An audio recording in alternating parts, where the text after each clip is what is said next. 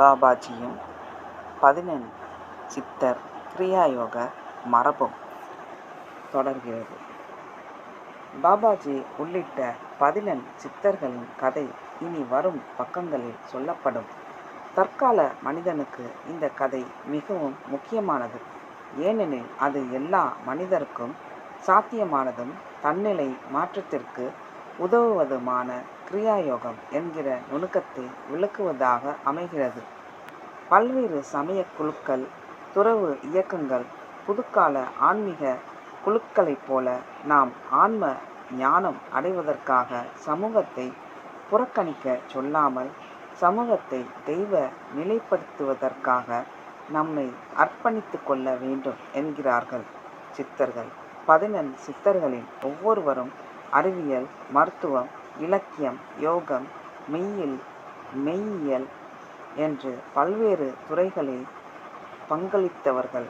அவர்கள் தங்களை முதன்மைப்படுத்தி கொள்ளாமல் பின்னணியிலிருந்து செயல்பட்டவர்கள். ஆர்வமுடையவர்களை ஆற்றுப்படுத்தியவர்கள், ஊக்குவித்தவர்கள். தங்களது இந்த பணியால் மிக உயர்ந்த உலகளாவிய உணர்வு நிலையை நோக்கிய மானுட வளர்ச்சிக்கு உதவியவர்கள். சித்தர்களின் இந்த ஒட்டுமொத்த பணியை பற்றி 50 ஆண்டுகளுக்கு முன் தான் எழுதிய மகான்கள் த மாஸ்டர்ஸ் என்ற நூலில் அன்னி பெசன்ட் அற்புதமாக விளக்கியிருக்கிறார். மானுட வளர்ச்சிக்காக அவர்கள் பல்வேறு வழிகளில் தொண்டாற்றுகின்றனர். முதல் நிலையில் அவர்கள் மொத்த உலகத்தின் மீதும் வெளிச்சம் பாய்ச்சுகின்றனர். கதிரவன் ஒளியின் வழி கடவுள் பௌதீக உலகிற்கு வாழ்வளிப்பதைப்போல் சமயத்தோடு தொடர்புடைய ஆசிரியர்கள் சமயங்களை தங்கள் ஆன்ம ஆற்றலை தேக்கி வைக்கும் குளங்களாக பயன்படுத்தி அவற்றின் மூலம் அவ்வச்சமயங்களில் நம்பிக்கை உள்ளவர்களுக்கு அந்த ஆன்ம ஆற்றலை விநியோகிக்கின்றனர். அடுத்து அவர்களது மாபெரும் அறிவு பணி. அப்பணியில் அம்மகான்கள் தங்கள் அறிவார்ந்த சிந்தனை வடிவங்களை அறிவுள்ளவர்கள் பெறவும், பெற்றவர்கள் அதனை உலகிற்கு அறிவிக்கவும் வகை செய்கிறார்கள். இந்த நிலையில் தங்கள் சீடர்கள் செய்ய வேண்டுவன எவை என்பனவற்றிய குறிப்புகளையும் வெளிப்படுத்துகின்றனர். அடுத்து வருவது கீழ்மன நிலையினால உலகப்பணி. இதில் மனதை தூண்டுகிற எண்ணங்களின் தோற்றம் பற்றியும் அவற்றை இவ்வுலக வாழ்விற்கு ஏற்றதாக செய்வதற்கான வழிமுறைகள் பற்றியும் அவ்வுலக வாழ்வு பெற்றோரின் பேறு பற்றியும் விளக்குகின்றனர். அடுத்து இடைப்பட்ட உலகிலான அவர்களது பரந்துபட்ட நடவடிக்கைகள் இறந்து போனதாக கருதப்படுகிறவர்களுக்கு செய்யக்கூடிய உதவியிலிருந்து இளம் மாணாக்கருக்கான கல்வியை திசை காட்டி வழிநடத்தி மேற்பார்ப்பது, பல்வேறு வகைகளில் தேவையுள்ளவர்களுக்கு உதவுவது வரை சட உலக நிலையில் நிகழ்வுகளின் போக்கை அளவெடுப்பது, தீயவற்றை சட்டம் அனுமதிக்கும் அளவிற்குள் திருத்துவது அல்லது மட்டுப்படுத்துவது, பரிணாமத்திற்கு உடனாகவும் எதிராகவும் செயலாற்றுகின்ற ஆற்றல்களை சமன் செய்வது, நல்லனவற்றை வலுப்படுத்துவது, தீயனவற்றை வலுவிழக்க செய்வது ஆகியவற்றை செய்கிறார்கள். தேவதைகளோடு இணைந்தும் பணியாற்றுகின்றனர். மற்றவர்கள் பொருள் வாழ்வை வழிநடத்த இவர்கள் அருள் வாழ்வை வழிநடத்துகின்றனர். இந்நூல் எழுதப்பட்ட கதை. இந்த நூல் எழுதப்பட்ட கதை வாசகர்களுக்கு சுவையானதாக இருக்கும். இந்நூலின் ஆசிரியர் 1950 மற்றும் 1960களில் லாஸ் ஏஞ்சலிஸ் வளர்ந்து வந்த காலத்தில் தன் உணர்வு தோழமை வாழ்வு செல்ஃப் ரியலைசேஷன் ஃபெலோஷிப் ஏற்றிருந்த போது பாபாஜியோடு முதலாக தொடர்பு ஏற்பட்டது. அதன் பிறகு கடந்த 20 ஆண்டுகளாக இந்நூலுக்கான விவர சேகரிப்பில் ஆசிரியர் ஈடுபட்டார். 1969ஆம் ஆண்டில் அவருக்கு ஏற்பட்ட பல ஆன்மீக அனுபவங்கள் அவரது வாழ்வை திசை மாற்றின. 1969 துறவ நெறி தன்னுணர்வு தோழமையில் வாழ்வதற்காக விண்ணப்பித்து அதற்கான புகுமுக நிலையில் இருந்த காலத்தில் தனது நல்லூழியின் பயனாக யோகி எஸ்.ஏ.ஏ. ராமையாவை சந்திக்க நேர்ந்தது. யோகி எஸ்.ஏ.ஏ. ராமையா இமயமலையில் பாபாஜியால் பயிற்றுவிக்கப்பட்ட நேரடி மாணவர். ஆசிரியருக்கும் யோகி எஸ்.ஏ.ஏ. ராமையாவுக்குமான இந்த சந்திப்பு 1970 வாஷிங்டன் டி.சி.யில் நிகழ்ந்தது. அப்போது இந்நூலாசிரியர் ஜார்ஜ் டவுன் பல்கலைக்கழகத்தில் வெளியுறவு பள்ளியில் 4ஆம் ஆண்டு மாணவர். அந்த நாட்களிலேயே யோகி எஸ்.ஏ.ஏ. ராமையாவால் கிரியா யோகத்தில் தீட்சை பெற்று யோகியரால் புதியதாக லாஸ் ஏஞ்சலஸ் அருகே அமைக்கப்பெற்ற கிரியா யோகா மையத்தில் இணைந்தார் ஆசிரியர். பின்னர் யோகி எஸ்.ஏ.ஏ. ராமையாவால் கிரியா யோகத்தின் உயர் நுணுக்கங்கள் கற்பிக்கப்பட்டு அவற்றை ஏறத்தாழ 20 ஆண்டுகள் தீவிரமாக பயின்றார். யோகி எஸ்.ஏ.ஏ.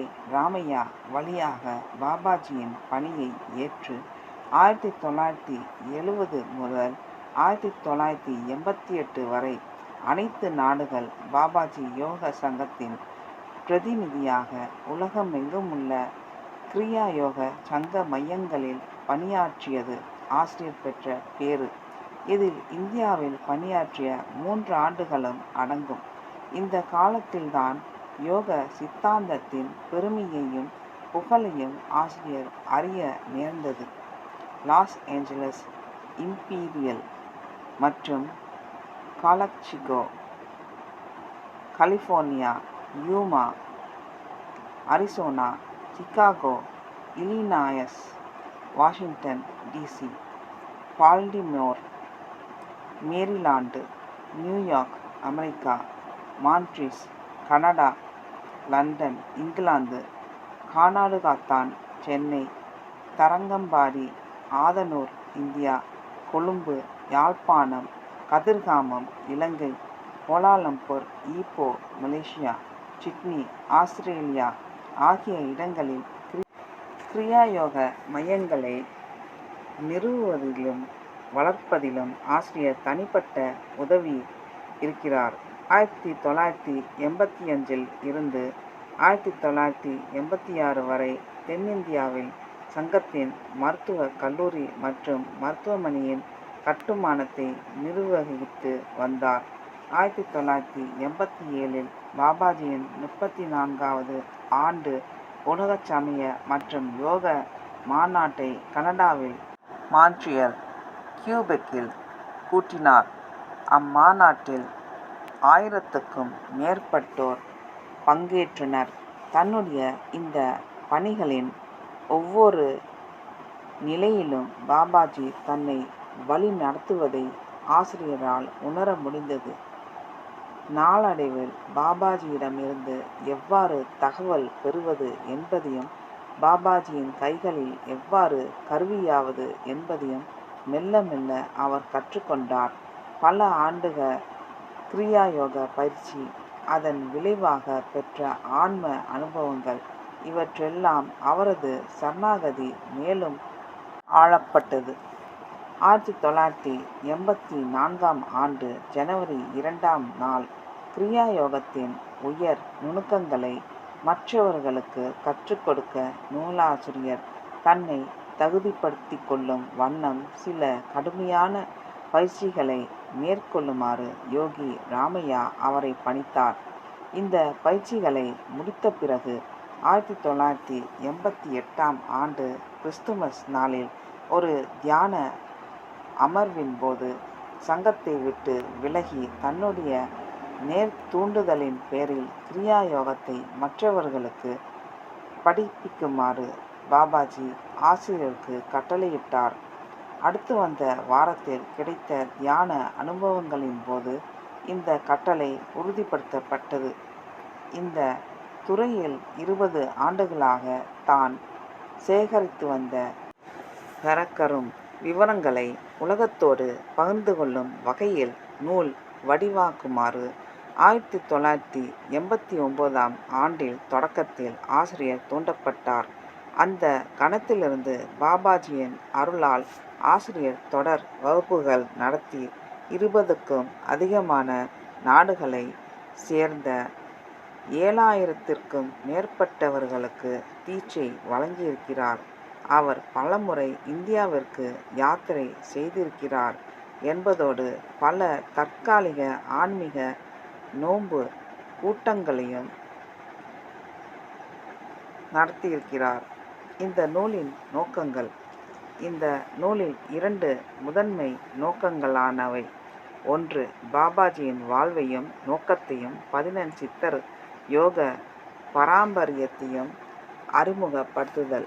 சித்தர் யோகா பாரம்பரியத்திலிருந்து தொகுத்து பாபாஜியால் மீட்டு உருவாக்கம் செய்யப்பட்ட கிரியா யோகத்தையும் அறிமுகப்படுத்துதல்.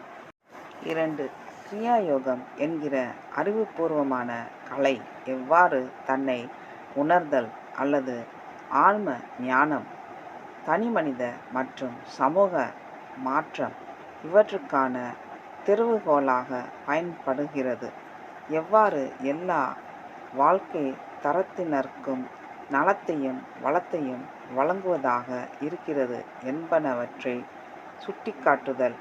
இந்த முயற்சியில் பாபாஜி மற்றும் 11 சித்தர்களின் சாகாவர மெய்யியல் எவ்வாறு தனிமனித நிலையில் அளப்பரும் சாதனைகளுக்கு வழிவகுத்தது என்பதோடு இடையீடின்றி தொடர்கின்ற 10,000 ஆண்டு பழமை கொண்ட தென்னிந்திய பண்பாடு ஒன்றை பேணி வளர்க்க அது எவ்வாறு வழிவகுத்தது என்பதையும் வாசகர்கள் காண்பார்கள்.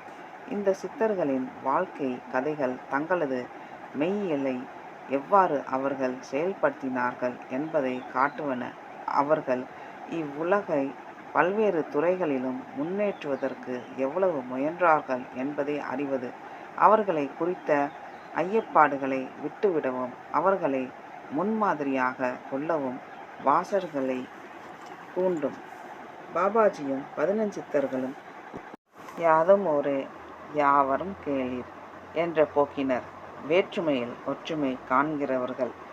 உலகை பறந்து தழுவும் இந்த போக்கு தகவல் தொழில்நுட்ப புரட்சி உலகத்தை ஒரு வையக சிற்றூராக குளோபல் வில்லேஜ் மாற்றிக்கொண்டிருக்கிற இன்றைய சூழலில் மானுடத்திற்கு இன்றியமையாதது. புதியதோர் உலகம் செய்ய உதவுவது. ஓர் அழிவுச் சூழலுக்குள் அகப்பட்டு கொண்டிருக்கிற உலகம் அதிலிருந்து விடுபட பாபாஜி மற்றும் 11 சித்தர்களின் வாழ்வை அறிவது அவசியமானது. மேலை நாடுகளில் மறுமலர்ச்சி காலம் என்று கருதப்படுகிற கிபி 14ஆம் நூற்றாண்டு தொடங்கி அறிவியலும் சமயமும் ஒன்றுக்கொன்று எதிராக நிறுத்தப்பட்டன. அது முதல் மனிதர்கள் இயற்கையை தங்கள் பொருளாதார சௌகரியங்களுக்காக கூச்சமின்றி சுரண்டலாயினர். சீர்திருத்த கிறித்தவ புராண்டஸ்ட் பணி அறம் இவ்வுலக வாழ்விற்கு பின் சொர்க்க வாழ்வு முதலிய மேலை நாட்டு சமய கொள்கைகளில் போதாமையை பயன்படுத்தி கொண்டு மேலை நாட்டு பொருள் முதல் பண்பாடு தலைத்தது. இந்த அழிவு கொள்கைகளுக்கு சரியான மெய்யியல் எதிர்ப்பு இல்லாமல் போனதால் அண்மை காலமாக இந்த போக்கு கீழை நாடுகளில் பரவியிருக்கிறது. இதற்கு காரணம் பொருள் சார்ந்த உலகின் மீதான கீழை சமயங்களில் வெறுப்பும் அத்தகைய உலகிய மறுபடியும் பிறக்க நேர்ந்துவிடாமல் விடுதலை பெற்று கொண்டுவிட வேண்டும் என்ற துடிப்புமேயாகும். உலகப்போர், இனப்படுகொலை, சமயத்தின் பெயராலும் பண்பாட்டின் பெயராலும் சுற்றுச்சூழல் சீர்கேடு, புற்று, எதிரி நோய் எனப்படும் எய்ட்ஸ், மற்ற புதுக்கால நோய்கள் இவற்றால் ஏற்படும் மனித உடற்சீர்கேடுகள், பரவி காணப்படுகிற மனநோய், அறச்சீர்கேடு, சமூக அமைதியின்மை என்று இவையெல்லாம் மானுட உலப்பரப்பில். நன்றி, வணக்கம். அடுத்த பகுதி தொடரும்.